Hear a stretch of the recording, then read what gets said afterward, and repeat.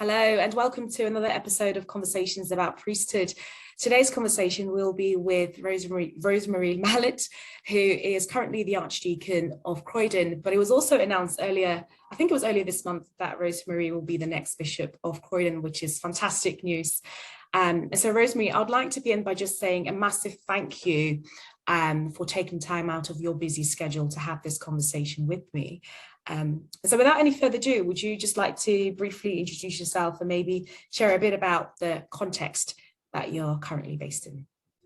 So good afternoon or good day, whatever time this recording will greet you. As you heard, currently the Archdeacon of Croydon. Croydon is a borough in South London.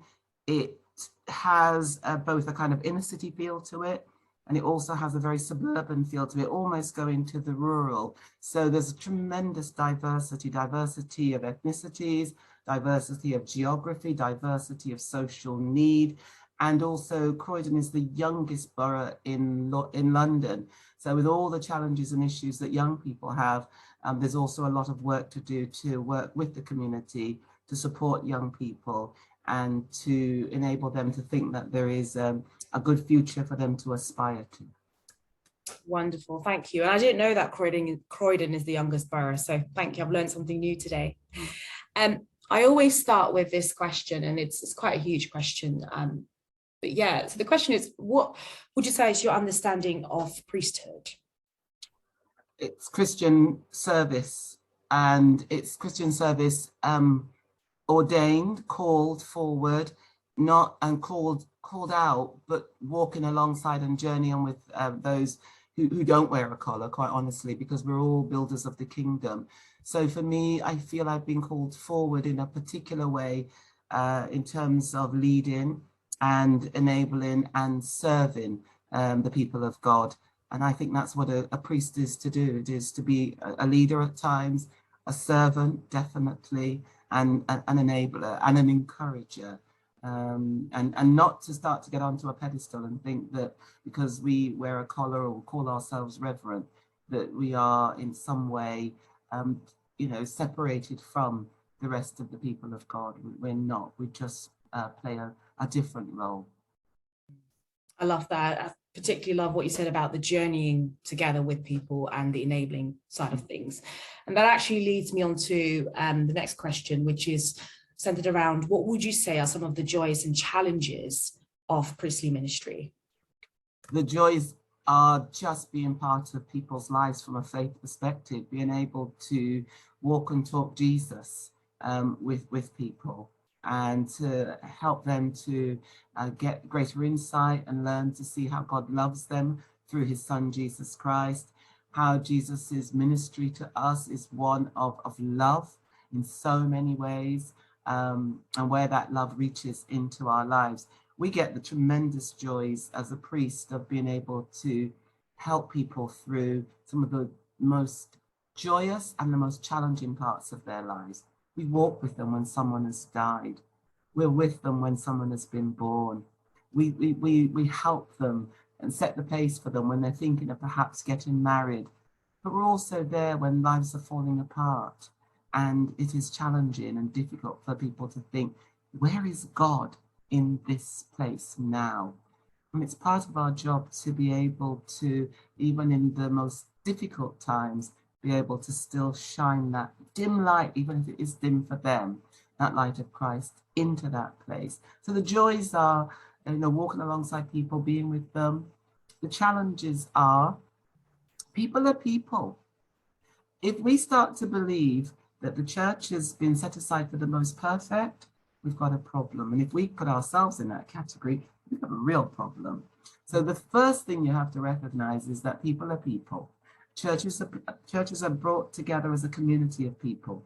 So the same issues that hurt people in their lives outside of the building of church are going to hurt them inside the building of church.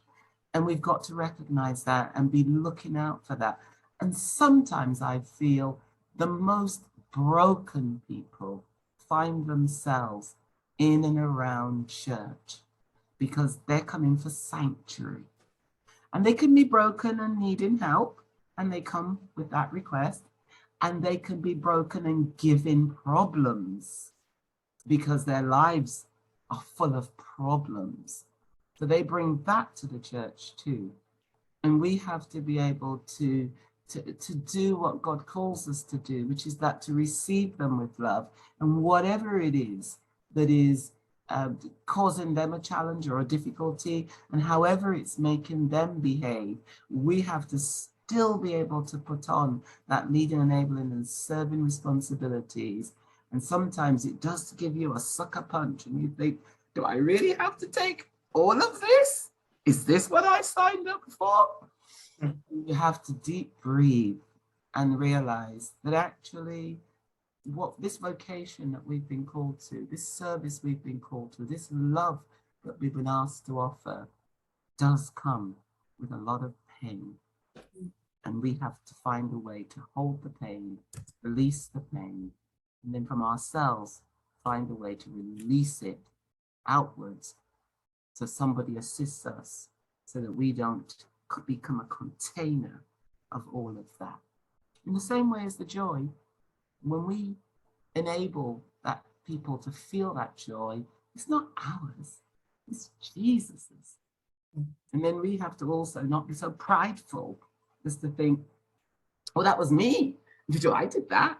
No, you were a vessel from God sent to just be there at that time. This morning I've been reading and reflecting on Moses and his journey and the challenges and the difficulties that he had, and the fact that he could not go over into the promised land no matter how much he wanted, because that wasn't going to be his journey.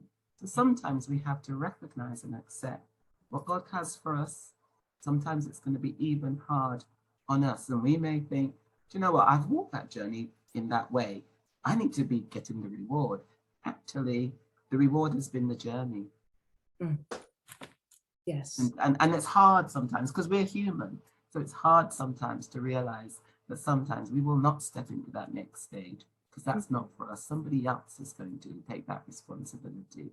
And we've got to also have the heart and the strength and the spirituality to know where God has called us to play our part. And that is part of being a priest. No, it's not all a bed of roses, but it certainly isn't a bed of nails either. That's right. Oh, I loved what you said about the reward is the journey. And that's actually something that I need to hold on to, because I'm always like, oh, I want to get to that place. And sometimes I miss the here and the now, just being present. So thank you for that. And yeah, this is actually one of my favorite questions. Do you have any words of wisdom or encouragement for individuals like myself who are currently exploring whether God is calling me to priesthood? Patience and persistence are two really important words, because when you're discerning, you have to be patient with yourself, those who are helping you on the journey, and with where God is calling you to wait into where you are now and where you will be. So there's that patience.